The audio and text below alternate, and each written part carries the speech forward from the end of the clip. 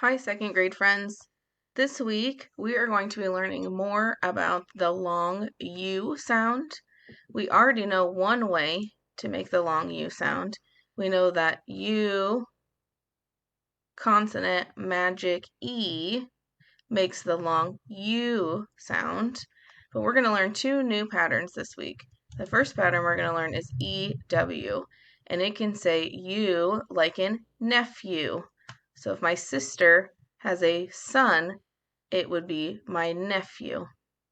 The other pattern that we're going to learn this week is EU, and it can also say U like in feud, or another term to say argument or fight. So we're going to be learning those two spelling patterns this week. EW says U and EU says U. You'll be practicing reading and writing words with those spelling patterns.